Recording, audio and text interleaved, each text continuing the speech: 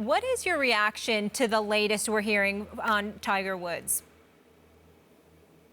Well, I would say that driving while under the influence of painkillers, prescription medications, whatever, is no different than driving under the influence of alcohol. You can't operate heavy machinery traveling, at better than 60, 70 miles an hour with other people on the road. You share the road with other people. And particularly when you're someone who could afford Uber, and I don't mean to get an Uber for that ride, I mean to buy Uber.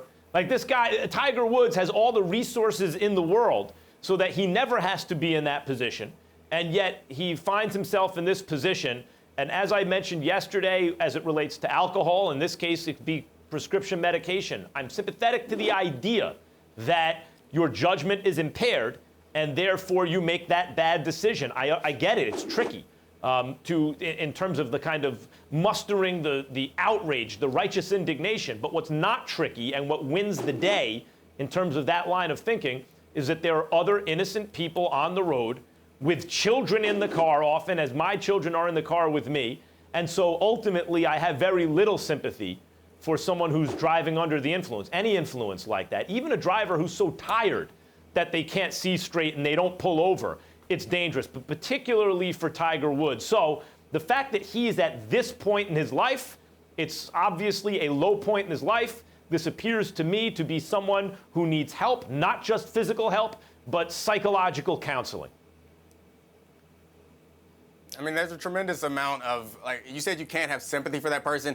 I have sympathy for them, but I think that also, or for Tiger in this case, but I think that doesn't take away from the fact that I think what he did is obviously reprehensible. And I don't quite understand how you could have that cocktail of drugs. I'm not a doctor. I don't know how that impacts your body, but I suspect that it impacts your body kind of the same way all the time. So it seems odd to me that all of a sudden he's in this situation where he doesn't know how it impacts him and he ends up asleep on the road. That seems weird to me.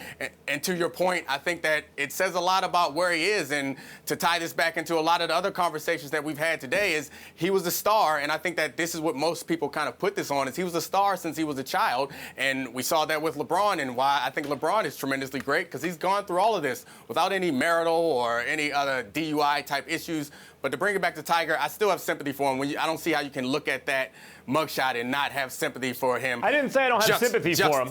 I didn't say I don't have sympathy for him. I'm not sympathetic to the right. I'm not sympathetic to the idea that, well, your judgment is impaired. Okay. Ultimately, I understand the idea of it, but ultimately, I don't come down on, well, his judgment was impaired, he made a mistake. I come down on the side of, well, listen, that mistake is a mistake you cannot make. Absolutely. Well, you guys make great points. I'll say this: it's a bad look. It's a bad look for Tiger Woods in the state that he's in right now. He's no longer the golfer that we anticipated him to be. Obviously, he's struggling with his health.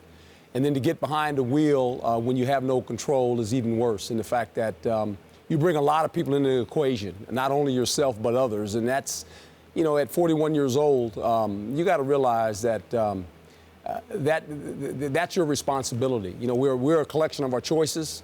He made a bad decision, obviously, to get behind the wheel. No one was injured. That's the good thing. But now the look of this is not very good for a guy that's trying to come back, trying to recapture his career, which he might not ever be able to do that due to his injuries. But this is a sad scenario when you look at Tiger Woods right now. When you saw that picture yesterday, when you think about the Tiger Woods, the guy in the red shirt, the hat, the fist pump, and you watch that photo being, looked at all over the country, it's like, wow. Has he fallen that far? And hopefully this might really help him to get up now. And maybe this is the deepest he can fall. Yeah. Because I want to say one more thing about the police report, guys. Yes. I'm sorry. I want to say one more thing about the police report. Vicodin was listed as one of the substances. And that's an opiate. And there's an epidemic in this country, not just of illegal opiates, but also of prescription, Vicodin, Percocet. If an occasional use, I understand for acute pain, I get it. But if this is something that's habitual, if this is something that's chronic use of an opiate, then he also has that he's part of that opiate epidemic, Herm. and that's very serious. I would emphasize that you definitely said if there, because we don't know. Yeah. But I think to Herm's point, I agree that we are a collection of our choices, but we also aren't our worst choice. And this may be Tiger's worst choice. And I think Herm made a good point that hopefully this, I don't know that we can read into the statement, but hopefully this is something that wakes him up and makes him realize that he is not a golfer, and that is not who defines him. That's not what defines him, and that's not what he has to be. And maybe he can kind of rehabilitate himself. That might be a bit of an aggressive word, but this seems kind of scary to a point where he's kind of an upstanding, responsible, contributing citizen, which I don't know that at this very moment any of us feel like he is. Yeah, we'd all want him to. But Herm, I have a question for you as somebody, I don't know if rehabilitate, but you've mentored a lot of people, players, Yes. that kind of thing. Do you even think it's wise for him right now to try and golf, and he should just focus on his health, or at the same time maybe he needs to golf to get him healthy? I mean, that really defines who he is. And there lies a problem, and Domonique knows this, with any athlete, and I've always told athletes this, your occupation doesn't define who you are. And sometimes players fall into that trap. I mean, because, especially if you're an athlete, because it's going to end. And that's never going to define who you are. That's just a part of your history of something you've been able to do at a high level. But he's a father more important than anything else. And I think right now, all the publicity he's getting, his kids have to see this. He's probably embarrassed. And hopefully that's a good thing, because maybe that will, bring him to the point to understand that our actions become our legacy, which people look at, whether it's good or bad, and this is something that hopefully it's just a one incident. We won't see it again. And he said that, in his statement that this is the last time it was on me. Yeah. But the good part, if there's a silver lining, no one was injured. Of course. That's probably the best thing that happens out of this. And the